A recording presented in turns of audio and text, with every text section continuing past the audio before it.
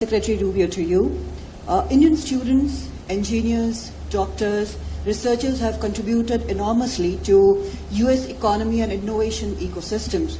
But the recent changes in J1 visa, F1, H-1B visa are being seen in India as hurting the core pillar of people-to-people relationship. What does your administration have to say about this in regard to Indians and the message to Indians in this regard? Dr. Jaishankar, to you, my question is, India today has strong relations with UAE, the Gulf countries, Israel, Iran, and of course, US here. And how confident are you of managing all these relations at this time in the current situation? Would you say it is an example of multi-alignment? Thank you.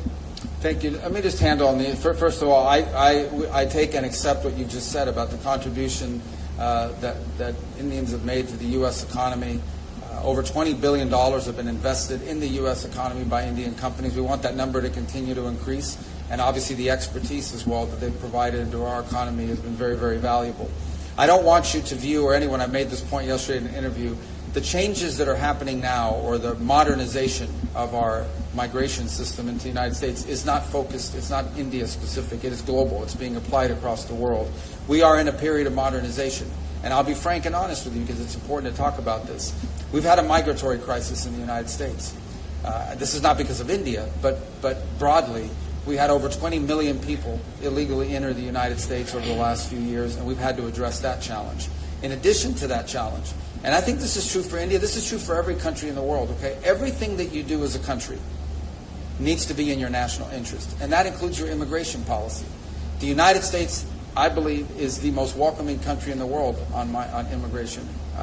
Every single year, 1 million people, roughly, become permanent residents of the United States and contribute greatly. My parents entered the United States as permanent residents in 1956 from Cuba. And so it's a process that's enriched us. But it has to be a process that's adjusted in every era to the realities of the modern times in which you live. And it's long overdue. So the United States is currently undergoing a process of reforming the system by which we choose how many people come into our country, who comes in, when they come in, etc.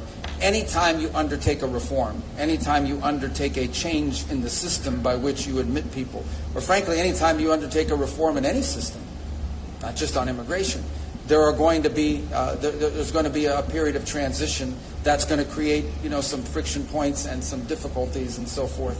Ultimately, we think when this process is in place, once this process has been modernized, and that's really what it is, we are modernizing the U.S. immigration system for the 21st century so that it is an immigration system that's not just good for the America, but it's also good for the people that are coming.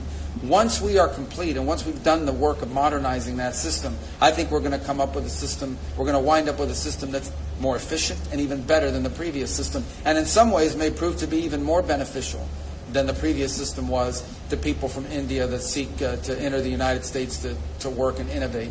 But obviously there's going to be a period of adjustment along the way. So what I want to leave clear is that the changes, while they may be having a disproportionate impact on a place like India that provides so many high-skilled workers to the U.S. economy, it is not a system that is targeted at India. It is one that's being applied globally.